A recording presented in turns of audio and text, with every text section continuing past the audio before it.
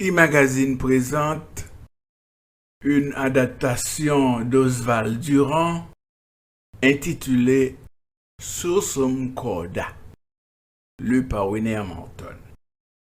Nous sommes au temps du régime de Tiresias Simonsam.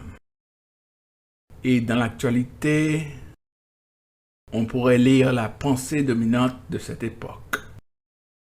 C'est un droit qu'ont tous les États de consolider leurs dettes, l'intérêt de la communauté devant primer celui du particulier. Dans la proposition faite par le gouvernement à ses créanciers pour arriver à employer cet héroïque moyen, il faut considérer que l'État ne voit en réalité que l'intérêt des prêteurs plutôt que le sien. Car en définitive, quelle est la garantie des créanciers? Évidemment, les droits de perception sur le café. Or, devant la baisse croissante de ce produit sur les marchés étrangers, devant la production anormale du café dans les autres grands pays tels que le Brésil et quelques nouvelles colonies, devant le prix dérisoire que reçoivent nos cultivateurs, ne voit-on pas qu'ils finiront par ne plus cueillir leur café, par ne plus le vendre, désespérés de ne pouvoir acheter en retour leurs provisions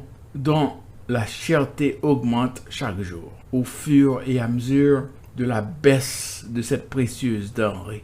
Les douanes ne retirant plus rien de notre café, cette garantie disparaîtra, s'envolera en fumée des mains des créanciers. Tandis qu'il n'y a pas de péril dans la consolidation, l'État finit toujours par payer. Et ce n'est pas un mauvais placement que cet argent prêté à notre pays. Quand on aide le gouvernement à payer ses employés, le bénéfice qui en résulte est général. Le commerce fait de meilleures ventes, ouvriers, marchands, cafés, restaurants, tous en ressentent. Le bien-être est partout. Les escompteurs des faits publics, de feuilles d'appointement, peuvent renouveler leur sortie de fonds et réaliser ces bénéfices qui sont faits pour étonner l'ancien monde. J'en connais deux qui, avec une mise de fonds de 8000 gourdes, ont gagné 104 000 gourdes au bout de 2 ans.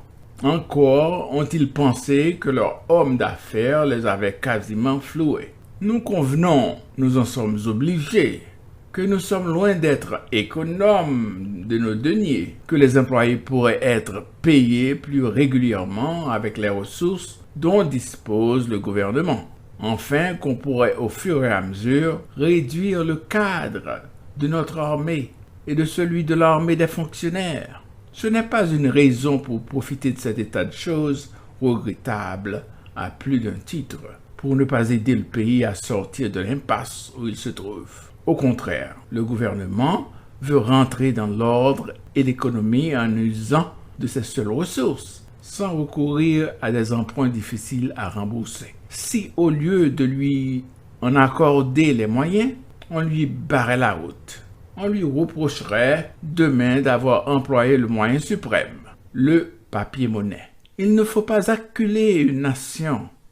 D'autre part, quand l'État, en guise de papier-monnaie, voudrait accepter l'offre de gros capitalistes qui demandent en garantie une partie de nos droits de douane avec un contrôle effectif, voici la bande de patriotes à outrance, de chauvins plus que rouges, qui lui crierait « Gare à l'étranger ».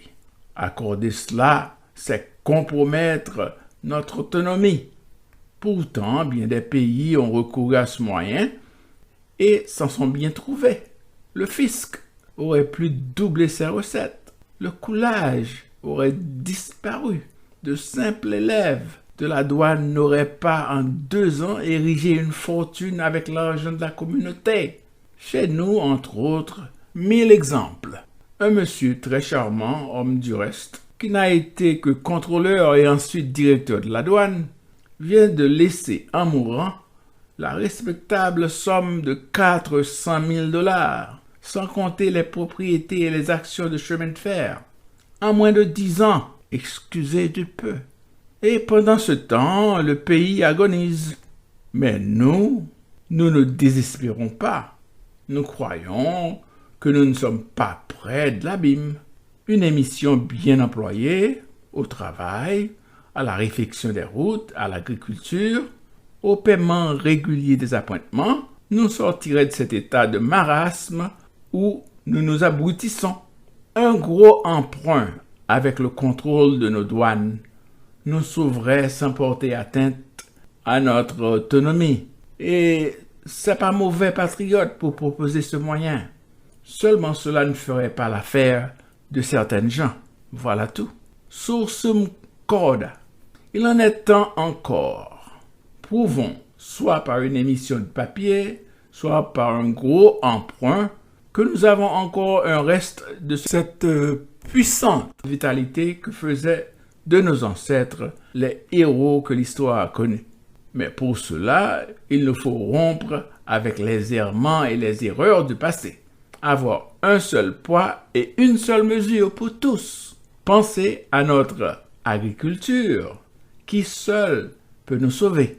Encourager les honnêtes travailleurs qui s'occupent d'industrie et d'exploitation agricole.